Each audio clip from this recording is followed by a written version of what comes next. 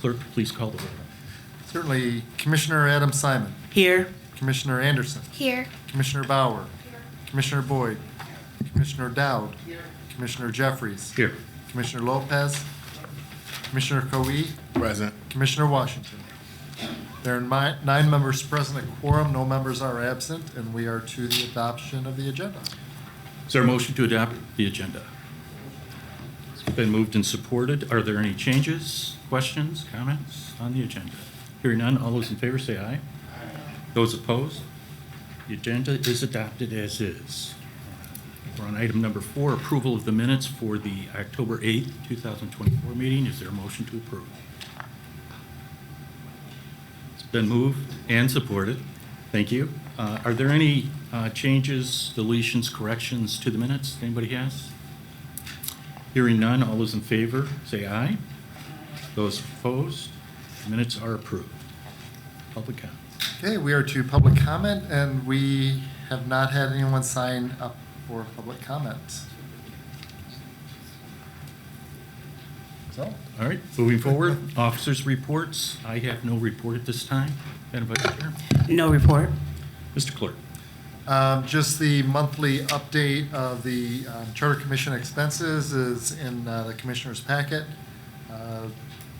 To date, spent is $137,098, and remaining balance is $362,901. Any questions on the budget? Hearing none, thank you, Mr. Clerk. We're now to presentations. We have Professor Skidmore and his associate, Pei Jun Liu, I believe. If you'd all please come up to the table and have a seat.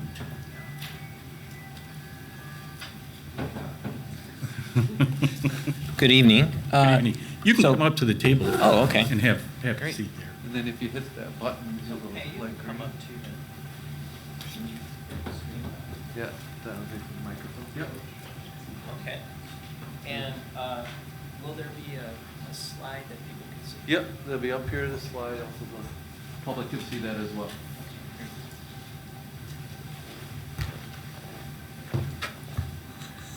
How's that?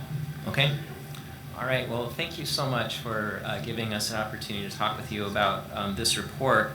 A couple of things are in order. First of all, I'd really like to thank Pei for her excellent research work and putting together the report. We tried to be as neutral as we could in the language and just reflect what the literature was telling us in this report. We hope that it's helpful to you as you kind of struggle and wrestle with the different choices that you have to make. I've been kind of doing policy work for a long time, and my sense is that sometimes there's a major shift that occurs that really moves the needle, and sometimes it's just a small thing that changes, and it doesn't change anything immediately, but the trajectory shifts. And so it seems to me that that's those are the kinds of things that often happen in the work that we do. And so I just wanted to say thank you to all of you for in taking this on. I think it's an important task to review and think about which way the city will go and what kinds of choices that it will make. So I do have a few slides that I'd like to share with you, and I think that they're up right now. So what I'd like to do is, okay, good, it's working. I just want to, probably about 10 slides, and I want to just provide an overview of what we think the literature is saying about the different forms of government as well as the structure of city council.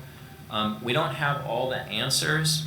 We have read much of the literature. I think we could offer some insight, but it's meant to be a guide for you to think about and compare Lansing with other places, and maybe it'll engender a discussion among all of us. And so we're happy to take questions along the way or wait till the end.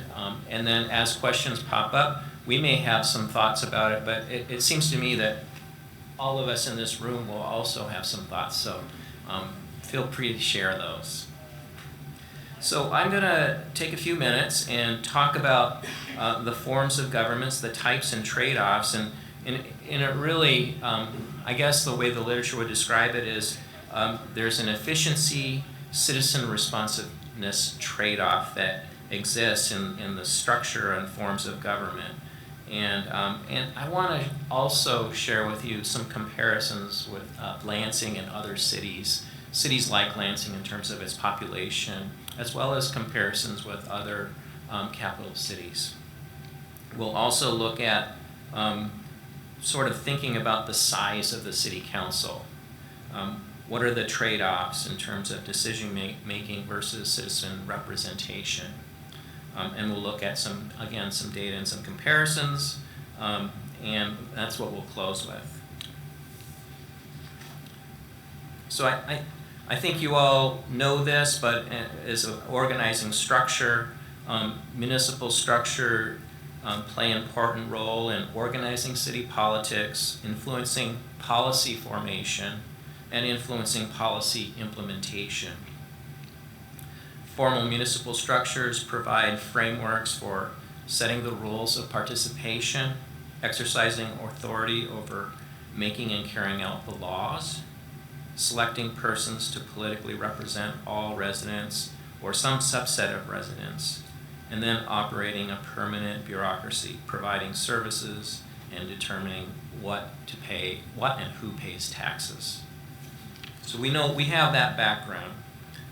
In general, there are three forms of government, three categories. We could put cities into three categories. One is a mayor-council form. The other is the council-manager form. And then there's a hybrid form.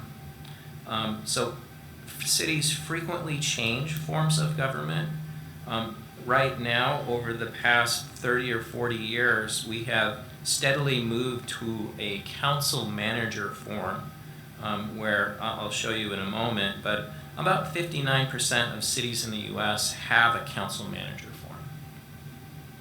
A hybrid approach is used in about 10% of cities where, or sometimes this is called a type 3 city or adapted city, and they use aspects of both the council manager as well as the mayor-council system. So here is a summary of the council manager form versus the mayor-council form, and you can see that the council manager form has really gained traction over the years, and the reasons for this change are multiple. It's generally the case that the higher income cities have tended to move towards the council manager form of government. The thought is that in a higher income city, people may be able to have a sense of whether they have some say in what's happening with government and can monitor the city manager. So when you have a city manager, monitoring costs are a little higher than with the mayor structure. And so that was one possible theory or explanation, is that there's greater confidence in the higher income cities that they felt like they could have a handle on what's happening and monitoring the city manager. So that's one idea. I think also they tended to value efficiency over representation. They want to be able to get things done. Peg, do you have anything to add to that? But that is one clear relationship among the cities that have moved in that direction.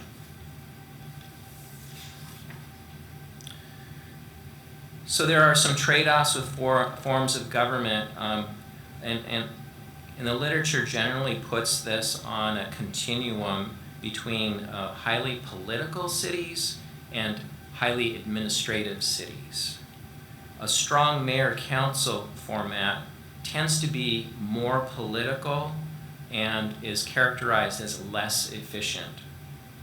A type 2 city is the council-manager structure, and this is characterized as being more administrative, more efficient, but higher monitoring costs.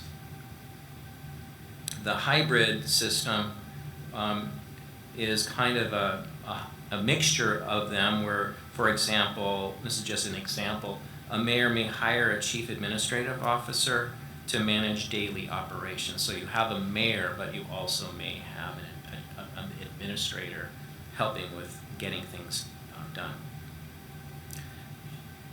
So where is Lansing?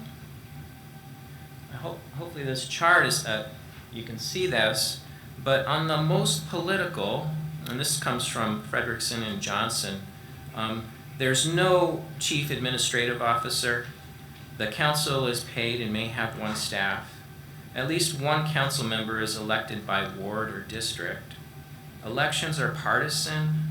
Mayor is directly elected, and the mayor is full-time.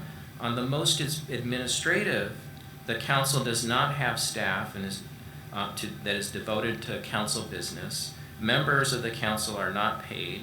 Council elections are at large as opposed to by district. City council elections are nonpartisan. Mayor is selected from the council itself, and the mayor is typically part-time and paid less than $10,000 per annum. This was back in 2001 when this article was written, so you want to bring that up a little bit. And so you can see from our current charter of the City of Lansing, its structure, and I would say we tend toward the more political and less administrative side. Would you agree with that based on this assessment? Okay.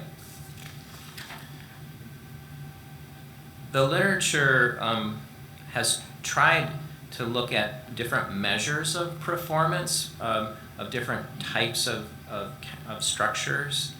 And in general, this is the summary. The mayor-council form tends to be more responsive to preferred policies of different interest groups and with the citizens overall. And there's a greater concern about re-election. The mayor-council model may implement policies that serve the entire community with significant benefits flowing to politically important interests. And associated with the mayor-council form is associated with lower credit ratings and higher borrowing costs. The council-manager form, where city managers are motivated obviously to keep their job, in a different kind of a context, may be motivated by effective management rather than re-election.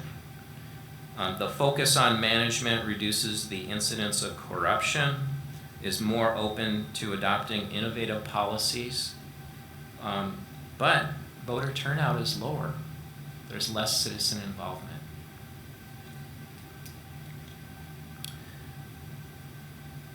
The trade-offs are between representation. Let's turn to number of city council members.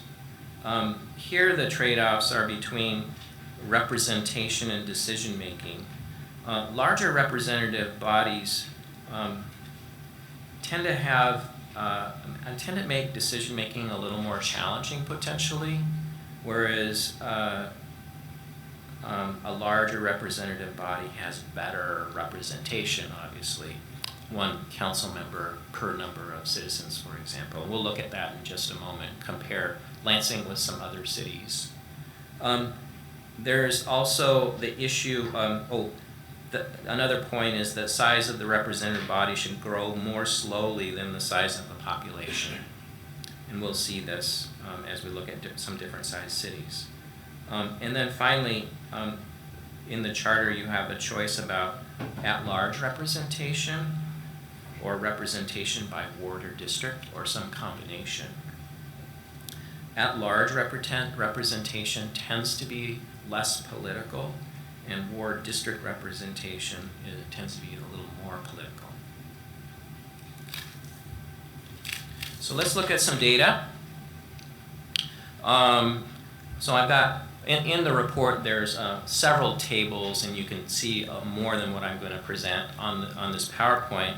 But here are some council manager forms of government of cities of similar size across the U.S. And you can see the number of council members range from, at least on this slide, from 11 to 5. And the council member election method is mixed or at large, one by district only. It gives you a sense. And then the ratio is the number of people per council member. So you can see here that Burbank, with a population of about 107,000 people and 5 council members, that means that each council member represents roughly about 21,000 people. And then at the low end, there's Lowell in Massachusetts, where the representation is about 10,000 people. So the next slide, you can see Lansing here, and here we have some mayor-council forms of government. And again, the council mix is mixed between a mixture of at-large and by district versus mixed, et cetera. So there's a lot of different arrangements for city councils. Lansing has 8 council members, so the representation is about 14,000 people per council member. And I would say that's kind of in the middle among all the communities that we looked at of similar size. And there's more cities in the report itself, but I thought this would give you a feel for what things look like.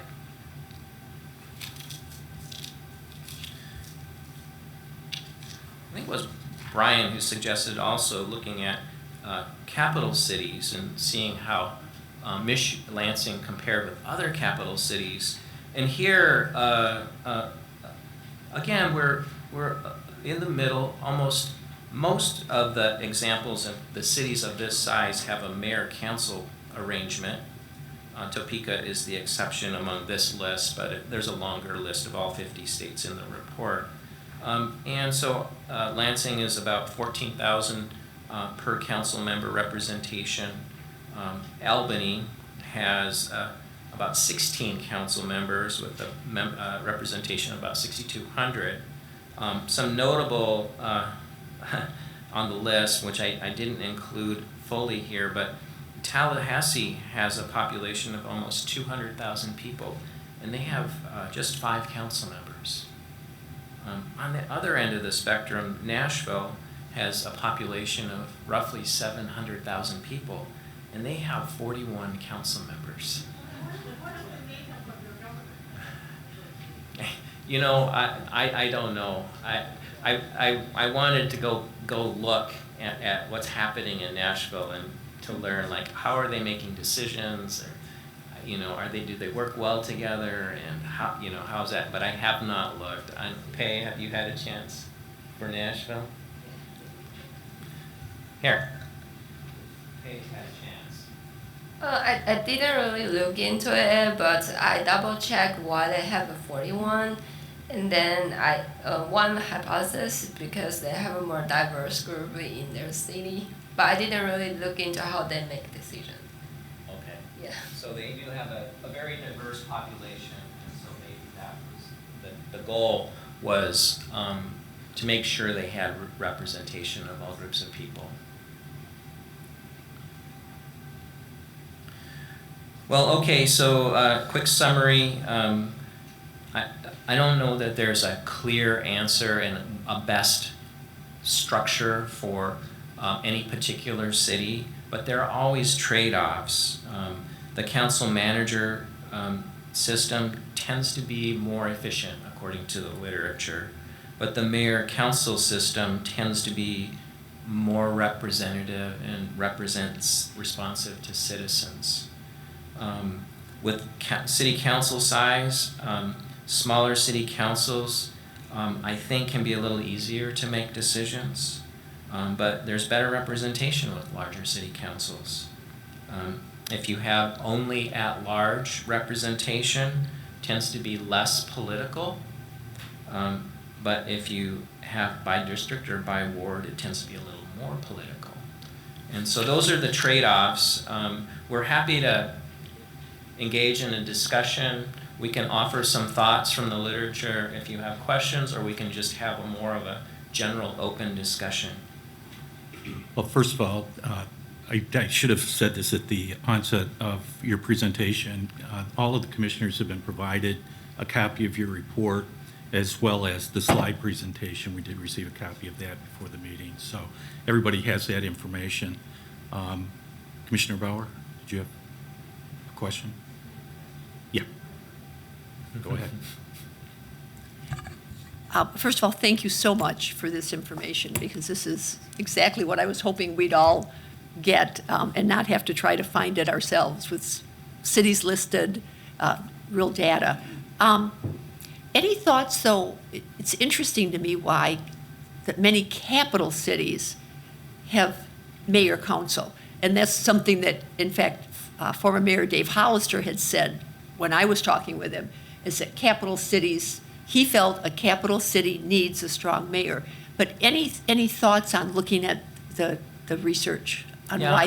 why that might be different than other cities in a state?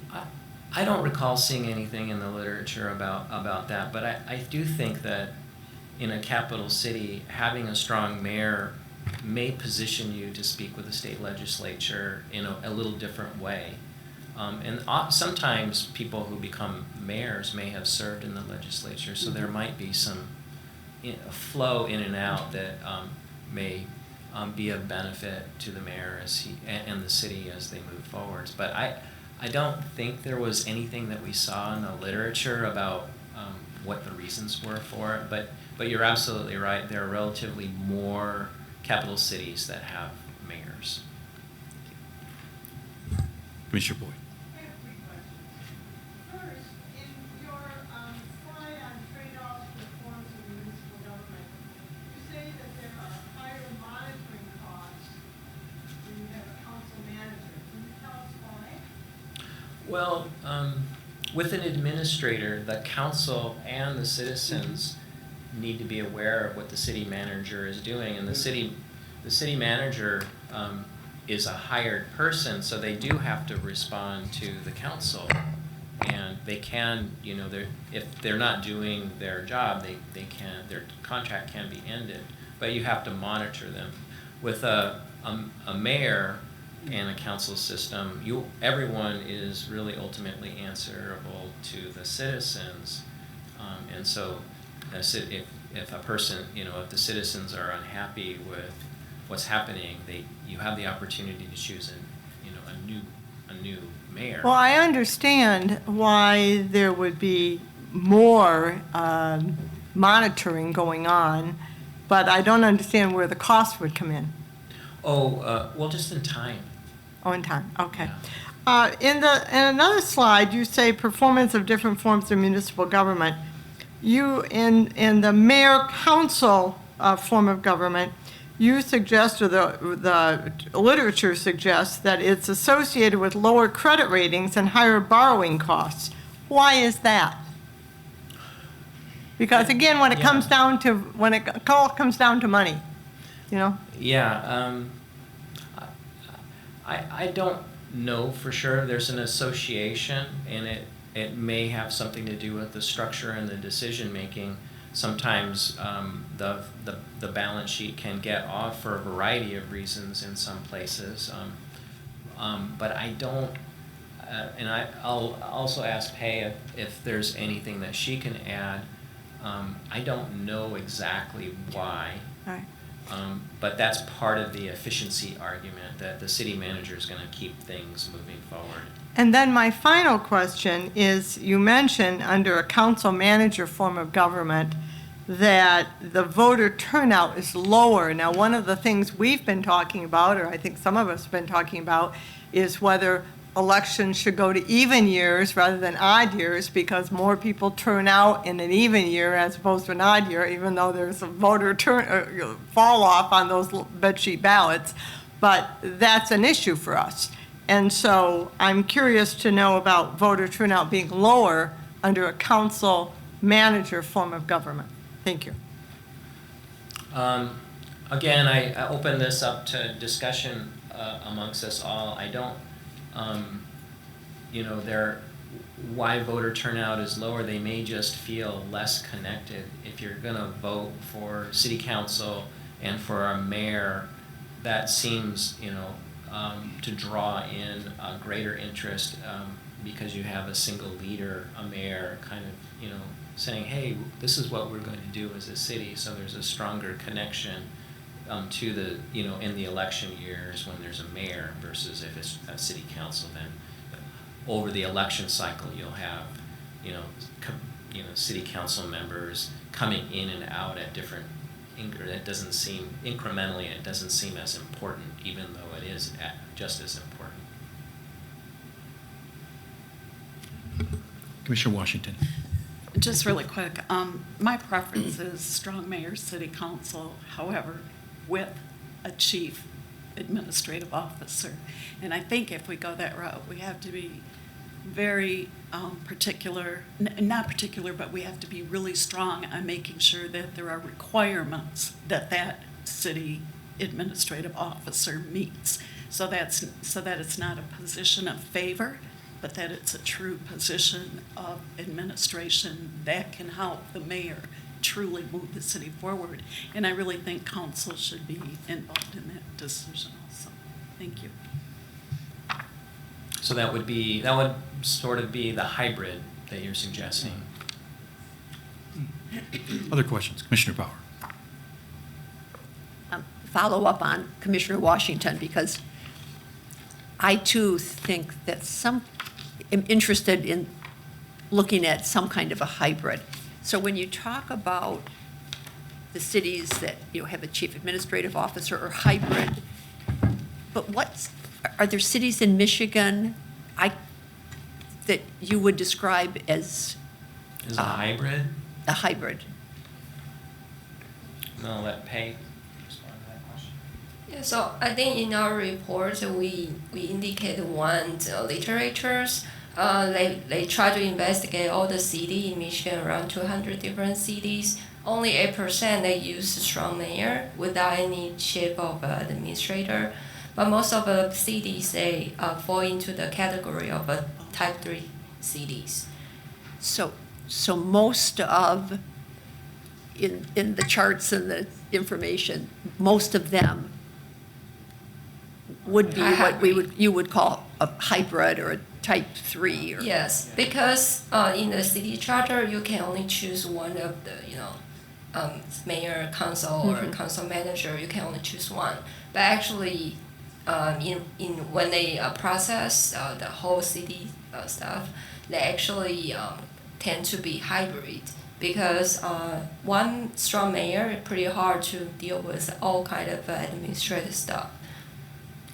Well, just a point of information, I think Thank in you. the one slide that you presented where you went from the most political to the most administrative, you had Lansing in the middle as an adaptive city, and you cited the charter provision that says that the mayor shall have an executive assistant who shall perform such duties and functions as may be required by the charter or directed by the mayor for the efficient operation of administrative services and functions. So I think we have that. And I think when we had Mayor Shore here 2 weeks ago, he addressed that in mentioning 2 or 3 people that he had employed for different purposes in that position. One was for financial purposes. I think one was some sort of management issue that came up that he was trying to deal with.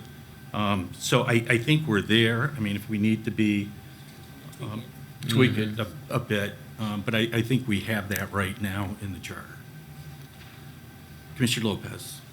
Yeah, excuse me, to that, I think we have to look at the language that we come up with to strengthen that item on the charter.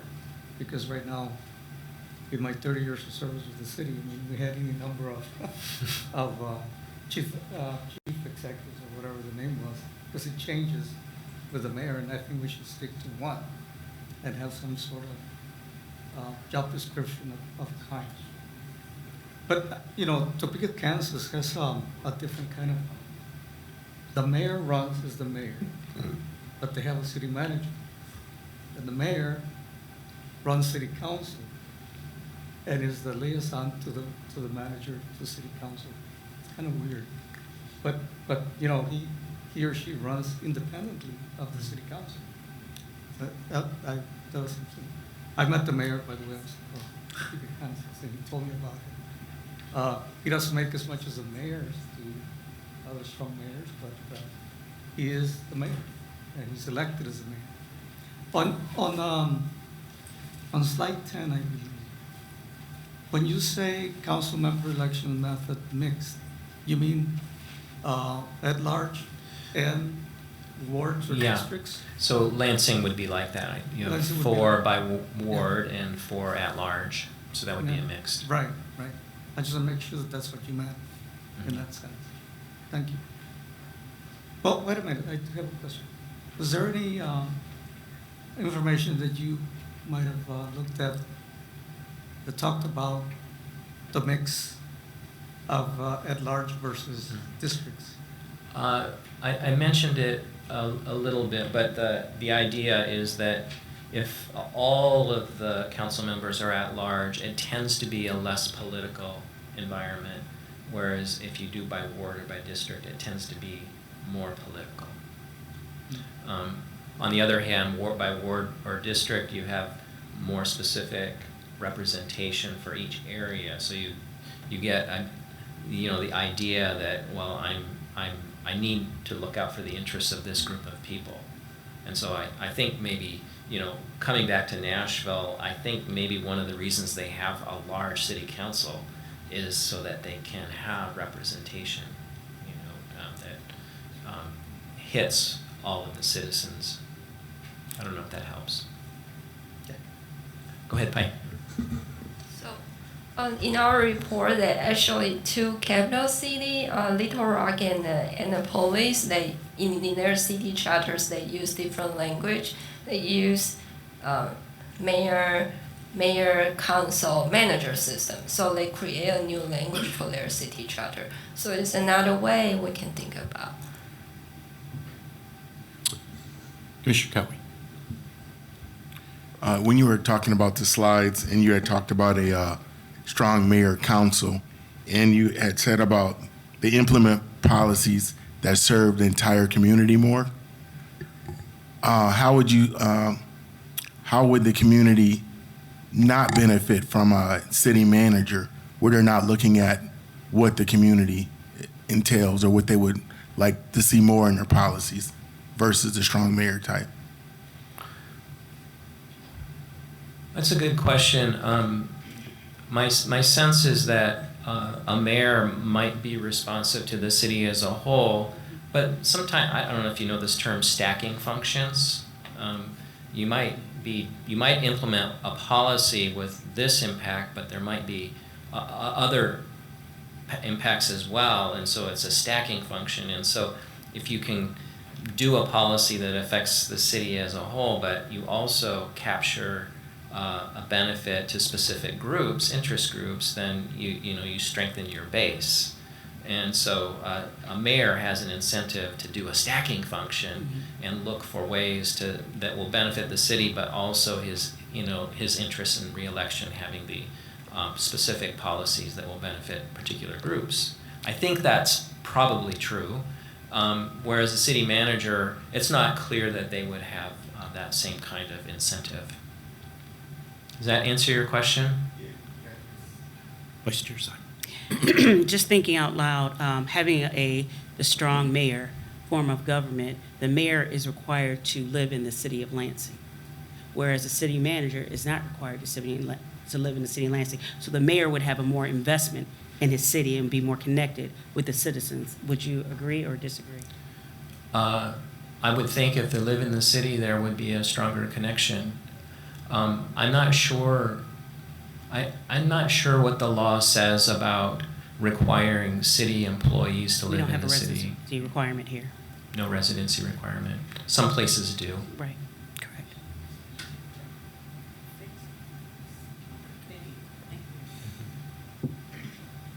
Any other questions? Hearing none. Thank you Yeah. so much for coming down and putting the time into this report. It's been very helpful. It'll help direct us to go somewhere. We don't know where yet. Well, if you have additional questions, we're happy to follow up or look into the literature a little bit more and, do a follow-up report if that's helpful. You've got some time to kind of work through and think through all these things, which I think is really great that you have this longer time period to really, kind of think about it and, and formulate something that works for Lansing. I will also add that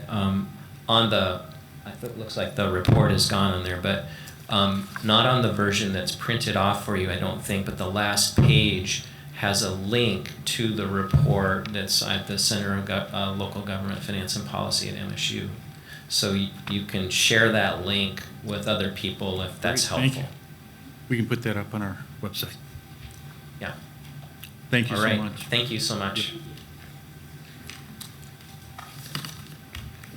Okay, moving down to old business. Now's the time for discussion and maybe some action on looking at the form of government from our charter. I did put out a small memo to everyone kind of indicating that it might be preferable to, at this point, bring a motion in a very general sense to identify how we want to move forward, whether it's a strong mayor, whether it's a strong manager or city council manager form of government or the hybrid that we have. But to give us the flexibility that as we move through dealing with the charter, then we can backfill all of the things that we were talking about. For example, with the chief executive or administrative officer, what are those qualification requirements going to be? Or how does the council and mayor interact if it's going to be different than the way it is currently in the charter? So my recommendation would be just a motion in a general manner to provide guidance to council as we go through this, and see where that goes at this point. Vice Chair. Okay. I too think that we need to strengthen the language related to the role of the Chief Administrative Officer, but for purpose of discussion, I move to maintain the current form of government, which is mayor council. It's been moved and supported. Time for discussion. Anybody? Commissioner Washington. I appreciate the discussion. I would prefer to go to the hybrid for the purposes of, and I actually think that's what you were saying. So it's not, the hybrid, that I'm in support of it too, but I think we take away the language of executive assistant because that can mean most anything, and I think we make it specific for chief administrative officer because the executive assistant terminology is just way too big. Okay. Any other discussion? Commissioner. Point of clarification, though. Yeah. So are you making a motion to amend her motion? Oh, Okay. Commissioner Lopez. Yeah, in discussion, I think that to clarify the motion so we can understand it, I would ask if the motion maker would accept a amendment to your motion to say hybrid form of government. Strong mayor, hybrid. If the motion is to continue with our current form of government, which is a strong mayor, which includes the language in the charter, which if you want to amend, we can do that. But I think the motion does Cover that. cover all of that. Because we can change the language of chief administrative officer. We can change the role. Okay, Okay, just to be clear. Mhm. perfect. Yes, ma'am. Perfectly clear, yes. All right. Other discussion? Hearing none on the motion, all those in favor say aye. Aye. Those opposed, passes unanimously. Perfect. New business. Our next favorite topic is the city council structure. Commissioner Boyd. I have a question related to the last motion under old business. Now that we have taken that vote, what is the next step? Is our legal counsel going to start looking at the charter as it relates to the strong mayor form of government to see what changes are going to be needed or not needed? I'm asking. Yeah. What I would, if I could recommend, is in terms of the issue that dealing with the council structure, I think those are the two major issues. That once we iron both of those out, I think we could be at a time where there's enough direction that our attorneys could go through the charter and start looking at issues that they may find, but issues that I think we can identify. I don't think Commissioner Washington likes that, but go ahead. I really think it's for us to go through the charter and recommend changes, and after we have recommended the changes, then it goes to legal to see if what we have done is correct. I've already made all kinds of notes that I would like to be considered, so I don't think it's for us to take the vote and then legal tell us what to do.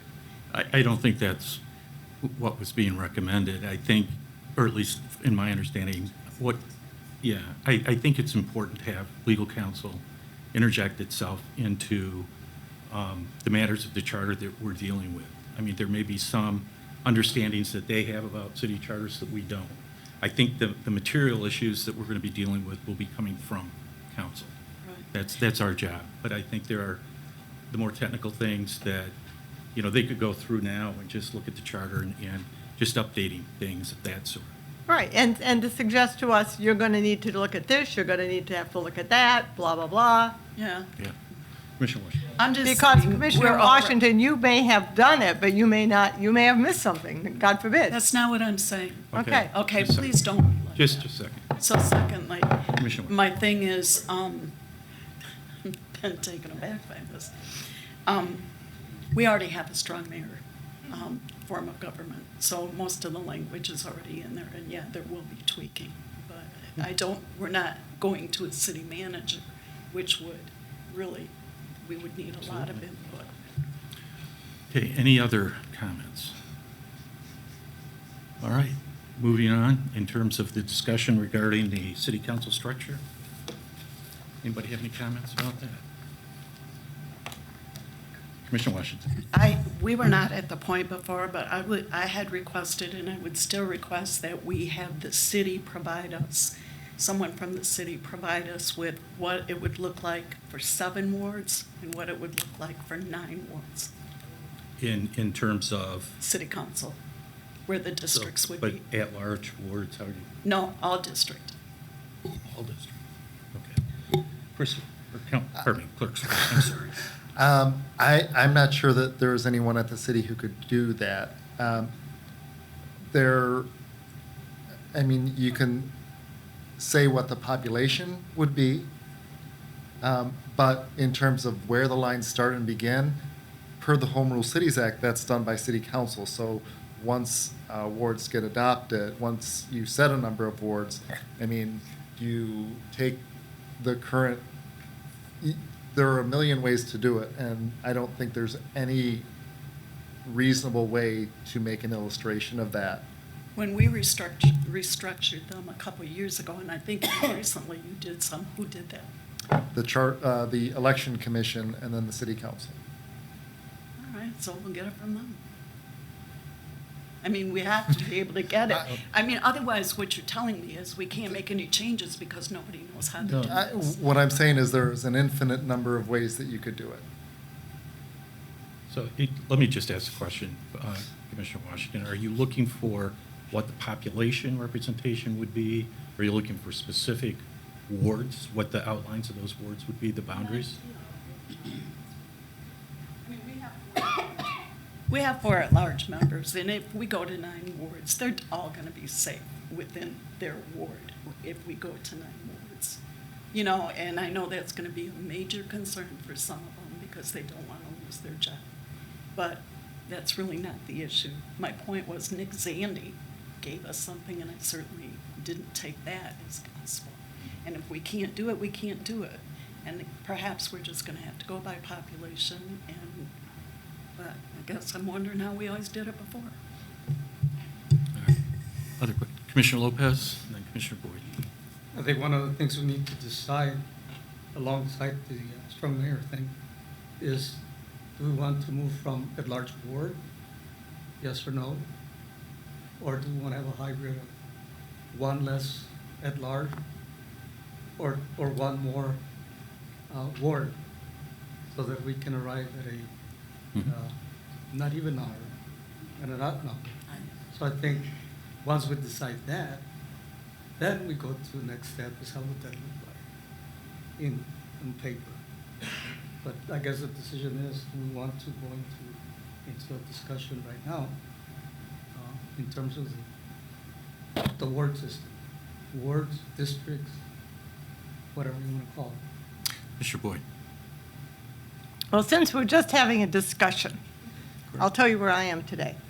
And my feelings come based on conversations I've had with current and past city council people, present company excluded. But, you know, one of the things that has concerned me is we have 4 wards, and I forget what the size of the wards is in terms of population, but I've asked in each instance, has the council person had trouble responding to their constituent inquiries, because that's, you know, what their job is, to make sure that if somebody's trash isn't getting picked up, they're able to follow up. That's one example. In every instance, both past and present council people have told me that the size of the wards is not an issue. I don't consider it an issue. I look at the people who, the size of the city when the current charter was approved in 1978. We had 133,000 people in the city. We have 12,000 now? Is that what we were told in the report? 113,000 people. We are a smaller city. There has been talk about, you know, should we have an even number of council people so that we don't have tie votes? You know, should we have an odd number of council people? All that being said, where I am today, and my mind could change, but where I am today is that we should keep the 4 wards and we should go to 3 at-large council people. That would take us to 7 council people. And it would probably reduce cost a little bit, but that wouldn't be the primary issue. I think that it would right-size our council. And I would just say this, and I probably will, you know, it's probably not a very polite thing to say, but I'll say it. You know, we have 2 commissioners, you, Commissioner Washington, and you, Commissioner Lopez, who have relatives on the current city council. And I think that needs to be looked at, whether your votes should be recused or not. So I will just raise that issue. Thank you. Commissioner Washington. First of all, my son being on council has nothing to do with the way I would vote. Furthermore, my point with the at-large positions are people are not getting the proper representation. The wards are much too large. I was a ward council person. They are much too large. Secondly, I think it is high time we get the big money out of our local elections. The at-large positions are bought and paid for by special interest groups. It has become cost prohibitive to run for an at-large position if you don't have the Chamber of Commerce and the unions to pay for your campaign. It is now between $50,000 and $70,000 when you consider the literature that is sent out by these groups, the robocalls, the Facebook advertisements, the emails, and much, much more. So the average guy doesn't stand a chance. They are not, if you go to more smaller wards, the ward people can take care of the ward, and if they don't get reelected. But we have become a city, as small as we are, that our seats, Commissioner Boyd, are literally being booked. I find it disturbing. I find that we have areas of town that are not represented, and the people in those areas would never be able to afford to run a campaign. But they certainly could go door to door if they were smaller wards. I know this, I've lived it, I see it, and if you want me to recuse my vote, I'm happy to do it. But this is the reality. We are not having everybody represented, and money is playing too big a part in our elections in Lansing. Councilmember Lopez, then Boyd. On the issue of recusal, I welcome an attorney's opinion. I don't think that I would need to be recused, but we can look at that. That's fine. As far as at-large wards. I ran for one, it's very expensive. And I've said that when I was running for charter commission, that I thought that we should look at that, because to run at large is very expensive, and not everybody can do that. So, and I take it from experience. But then again, we have to look at it and see how we come up. Mr. Thank Ward. you. I was, and I would welcome a legal opinion too. I'm not a lawyer, so I don't know. But, we had a constituent come and speak to this commission about the at-large, and that person talked about if they didn't get any results or hear from their ward person, and we have a ward councilman now who is AWOL, I know from personal experience, and he'll remain unnamed, but he doesn't do his job. And that person said they knew they had other people that they could count on. They could go to the at-large person, that they not only had just one council person, their ward person, but they had 2 or 3 other at-large people they could go to. I thought that person made an excellent point. I also think the point should be made that our diversity on our current council comes from the at-large representatives. I mean, that's where our diversity is on the city council. So I would not be, and I know that there are people in favor of getting rid of at-large, and some office holders, current and past, are among them. But I'm not. Thank you. Commissioner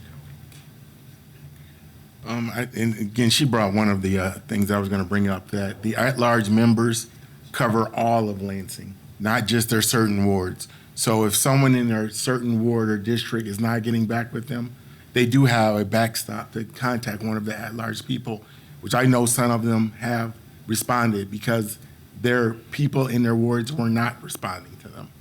And as far as the monies are concerned, yes, it is expensive, but we're still electing, the people of Lansing are electing the best members of that position. So you can say that the money is swaying that, but again, people look at, I think we're underestimating our voters. They look at who is, to them, is going to be best for that job, whether they have money backing them or not. So to lash out at the unions and the chamber, I think is not appropriate. Chair Jeffries. Thank you. I want to talk about this issue, and before I begin, I just want to say, Commissioner Washington, I take great exception to your comments as it relates to at-large council members getting bought and sold. I've been an at-large member for 12 years prior to this time, and I have never been bought and sold by anybody. And the idea that the at-large council members don't represent or don't do their job. I mean, let's think back, say, 25 years, for the last quarter century. What council member, who's the GOAT, the greatest of all time, council member for the last 25 years? Who always responded to the constituents and who always did the hard work? Mm-hmm. It was Carol Wood, and oh my God, she's an at-large council member. How can that be? So knock that stuff off. It isn't if you're a ward council member or an at-large council member. It's who's sitting in the seat and who's going to get the work done. Thank I'm you not for done. that, Please, I'm not done. Don't interrupt. So as to the issue of at-large and do we keep those, when I was an at-large council member and I would go out to neighborhood meetings, which I did a lot, I had to cover many, many more than a ward council member had to cover. And if I was addressing them or as I was addressing them as an individual, I would always tell them that, hey, you're starting out with your issue. You've got 5 votes already. You have 4 at-large votes, and you have your ward council member vote. So whatever your issue is, you're starting with 5 votes. Now, does that mean you're going to get it accomplished, what you want to do? No. You got to work hard. You got to get it done. But those votes are there for you to work. If we're going to start taking those votes away, you're going to start disenfranchising people by taking their votes away. You're going to marginalize people that already have been marginalized or groups that are already marginalized, they're going to be marginalized further, pushed further to the edge, because they won't have the votes that they have now. You're taking that power away from them. We want to, ensure that people can deal with their government, have access to their government, redress grievances. And if you start taking their votes away from them, then that just erodes all of that other stuff that we've talked about. The other concern I have is if you get away from the at-large council positions, in my experience working on council, ward council members are very parochial. This is my ward. This is where I'm focused on. This is who and what I represent. And when you have an issue that is what's in the best interest of the city, which may not be in the best interest of the ward, that whole, what's in the best interest of the city issue goes away. Because everybody is just going to be focused and look on what their ward wants or what it needs or how this may hurt their ward. The one way to get around that, I've got a brother-in-law who's a municipal attorney in Florida, and he represents 3 or 4 cities that have ward council members. And what they do to address this issue about what's in the best interest is that ward council person has to not only live in the ward and run in that ward, but they have to run citywide. So they always have in the back of their mind, I'm responsible for the entire city too.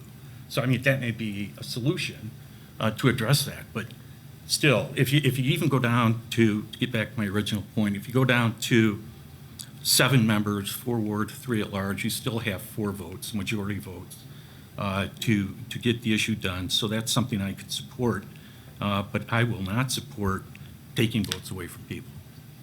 So, thank you. Commissioner Washington. Well, I really appreciate that tongue lashing, and I think it's just fine that I have a different opinion than you, and I really didn't deserve that. However, having said that, all council members should be thinking about the entire city. And if we went to districts where they have to run cities wide, that makes it even more prohibitive for everybody to run. Brian, it's gotten out of control, the kind of money that is spent in these elections, and you can all say what you want, but people get these lit pieces over and over and over in their homes. They're getting the Facebook advertisements. They're getting it. This is what people go by. And so I stand by what I have to say. I think the average guy ought to have a shot at running for council. I do. I'm not opposed to 2 at large, but I think 4 is way too many, and I think there are too many areas that are not represented. And if you all have a council member that isn't doing their job, stop electing them. Stop electing them. Apparently the people like this person because they keep electing him. So I'm just saying. So I stand by what I have to say, and I am tired of all this special interest money. You all know how much we sent a citywide lit piece here. You know how much it costs. So I have nothing further to say. This is my stand. I'm not going to take any more tongue lashings from you or anybody. I have a right to my opinion. No one said you didn't. Councilmember Wood. I just want to point out that I ran for this office citywide. I spent my own money. I don't know how many people who were against my candidacy said that I was bought and paid for by the chamber. I had never had a conversation with the chamber. I paid for this office or this campaign by myself, decided I would pay myself back with the per diems that we get paid, and I've missed a couple meetings, so whatever. I forgot that we take tax out, so I probably won't get reimbursed as much as I thought. The chamber did a mailing, and my name was on it, and quite frankly, had I been in charge of that mailing, my name would have been bigger, because I didn't think their mailing was very good, with all due respect. And I had a few friends I had a lot of people who wanted to give me money, and I said, no, there are enough candidates running today that need money, and I'm not one of them, so I will pay for it myself. Now, Some people would say, oh, you have that kind of money. I don't have that kind of money. I'm a state retiree. I don't have that kind of money. But that's what I did, so I know exactly what it costs. Commissioner Anderson. So I just want to comment on a couple things. One is, I just want to say that anyone's opinions about special interest groups and how they choose to be engaged in our elections is not a personal attack on your decision to go after that endorsement. You know, we all 9 of us chose different paths for our, yeah, and it worked. We're all here, right? And so personally, right, you can have an issue with the chamber choosing to be involved in the elections the way they do without it being a personal attack on who they chose to endorse. And so I just want to say, I don't think that that's what Commissioner Washington is doing. I don't think that she's personally attacking you guys for being endorsed by the chamber. She doesn't like the way that the chamber is operating and how they're choosing to be engaged. And I don't want to speak for you, but that's my interpretation of that. I also want to say that in today's world, I see ward council members stepping up and supporting other wards on a constant basis. So I think that there's this idea that if you're elected for a ward, that that's the only area of the city that you care about. And I just don't see that to be true. I think that they're elected to represent that area, but their focus is the entire city and how we operate together as a city and as a community. And they're just there to voice what their area needs. I don't think that expanding the number of wards and reducing the number of at-large seats takes away people's votes in any way. I think that there are council people who are responding to people who aren't getting answers, and they're not in their ward. Like, I know for sure Council Member Hussein is responding to people who don't live in Ward 3. I know that to be an absolute fact. I see Council Member Koss showing up in Southwest Lansing on a regular basis, not because he has to, but because he cares. And those are just 2 examples, but I think that when people are advocating for more wards and less at large, it's really about people not feeling seen or heard, and not necessarily not because their representative or their council person isn't doing a good job, but just because more representation just is needed, especially for those marginalized folks who maybe don't have access, they're not aware of what's going on. And I do think that, like, just to circle back on this really quick, this thought,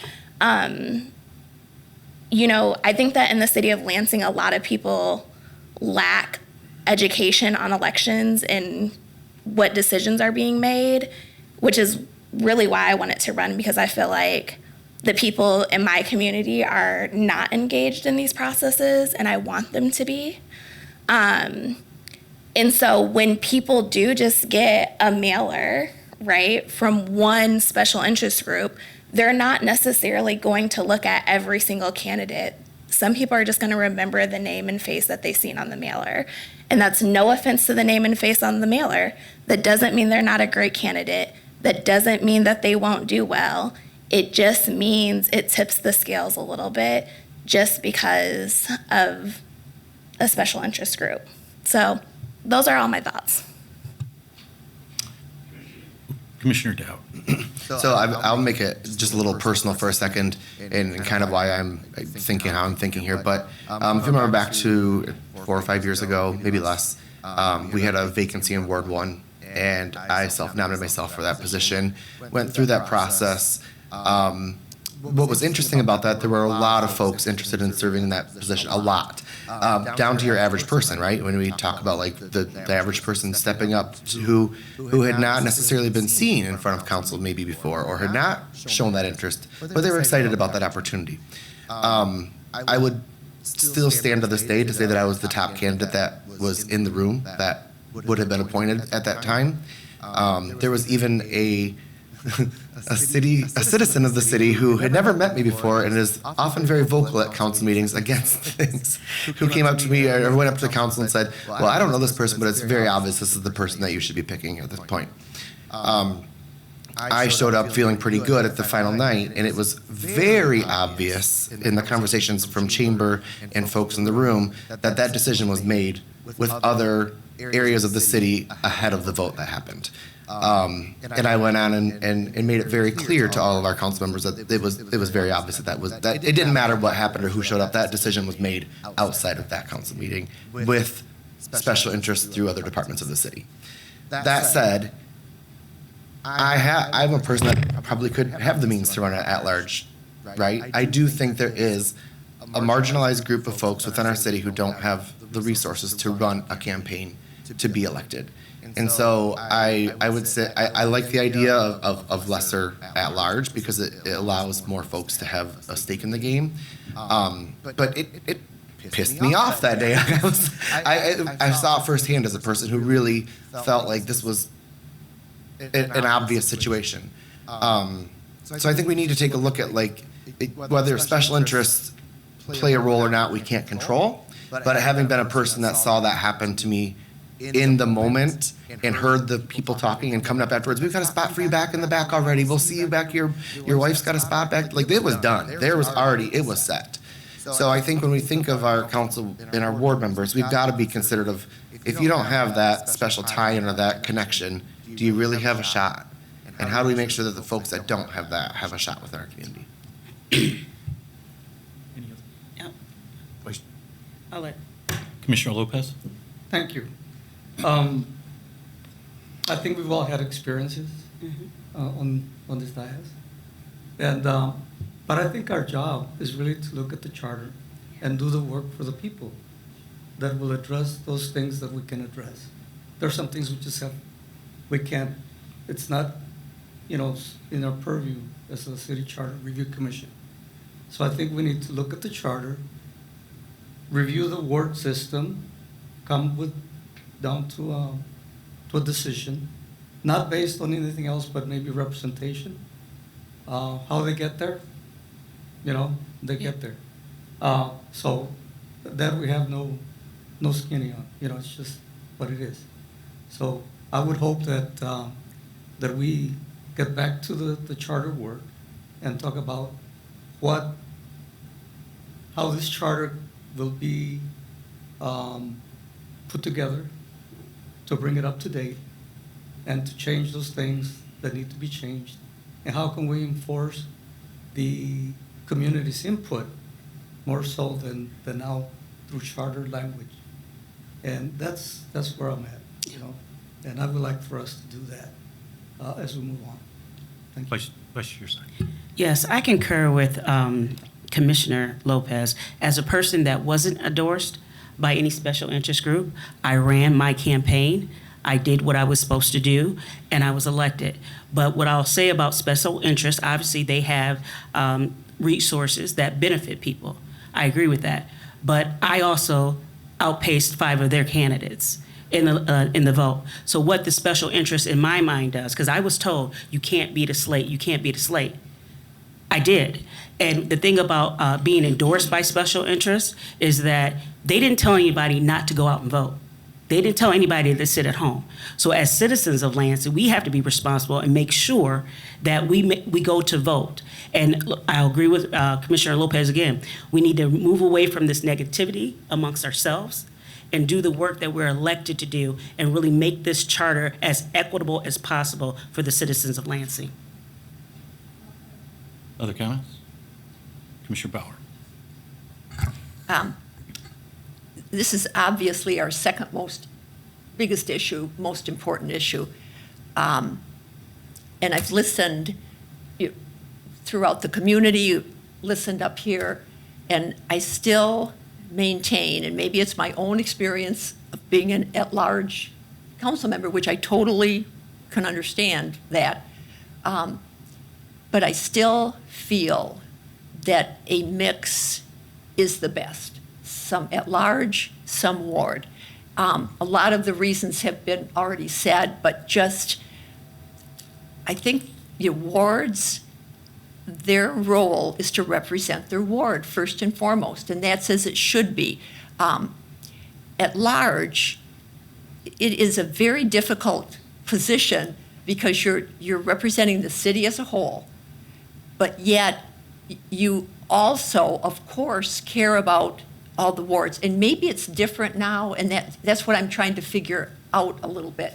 But I think back when Brian and I were serving, I can't tell you how many, there'd be a ward issue, and it was protocol that I learned the hard way in the very beginning when I started to get involved in a ward issue, and I was quickly told by my ward colleague, butt out, it's my ward. However, once I understood that, but then the citizens would still come to us as well as their ward person first. And I can't tell you how many fields I tromped around in, how many shoes I ruined to look at people's issues, on their property, because they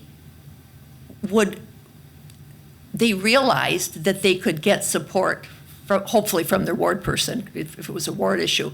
But then also there were 4 other people who they could come to.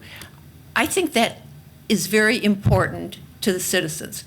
I think for the city as a whole, it is important, and these were tough decisions to have to make. I have some votes that I looked back on that I just lost a lot of sleep over. It would be a neighborhood issue, but then an overall, like keeping General Motors sort of issue.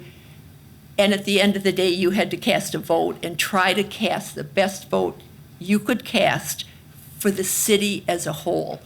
I still think that balance is extremely important. I also I'm not set on any number yet, 9, 7. Maybe we do,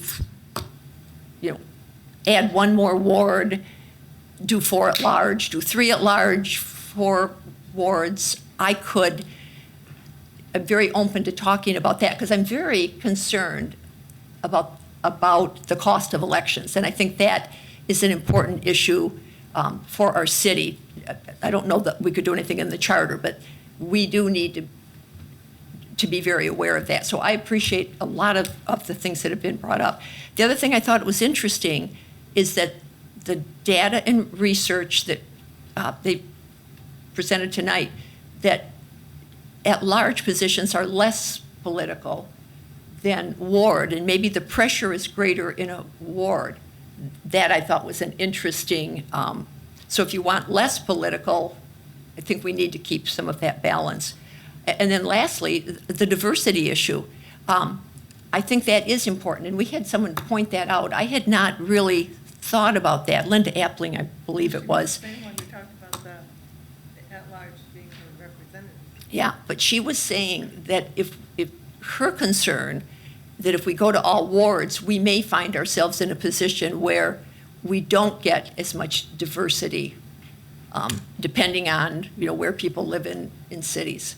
So I'm still pretty clear that I feel we need to keep at large and ward and maybe look at the number. Okay, any other comments? All right, we will continue this issue at our next meeting, which instead of 2 weeks will be 3 weeks out because of the election coming up. So,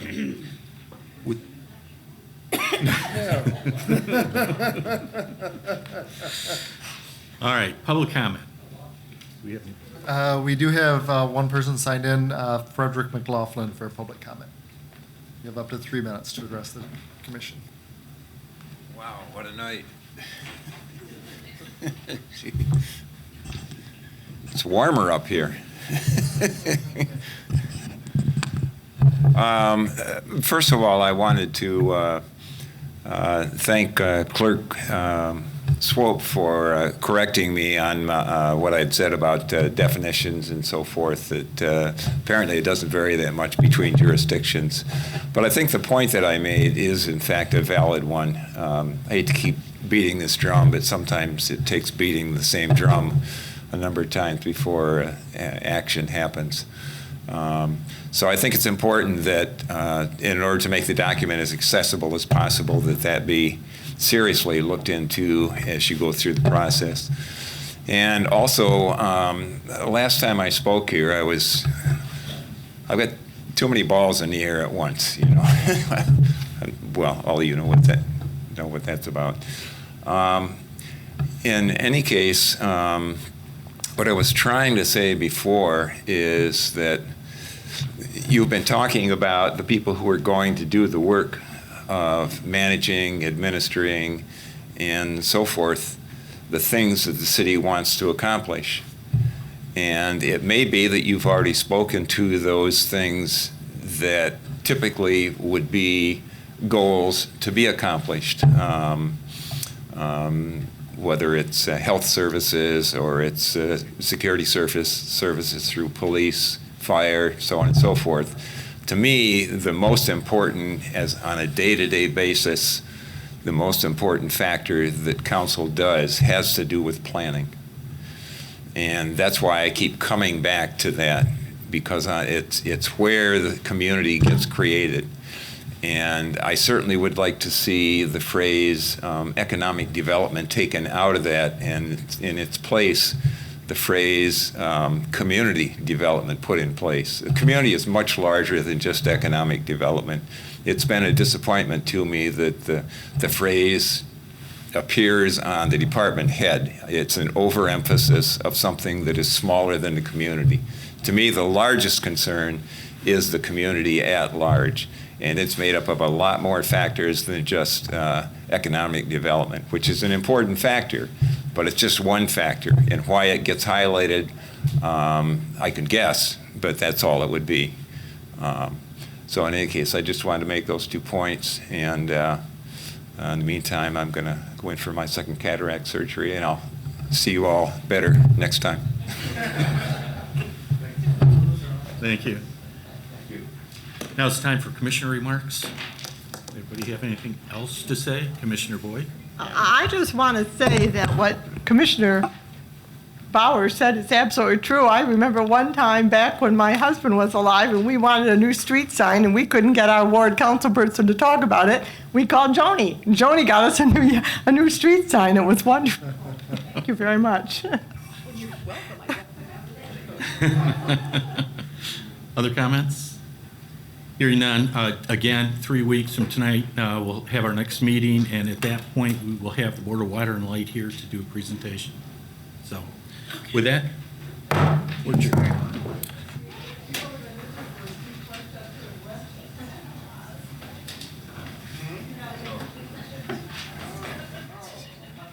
You're never going to make everybody happy, and if you did, then you may be doing something wrong. Okay. And my last question, related to your advisory boards, I sat on your Board of Ethics as well as your DI inaugural board. And as a DI member, many people on that board resigned because they felt that their recommendations were not being taken under advisement.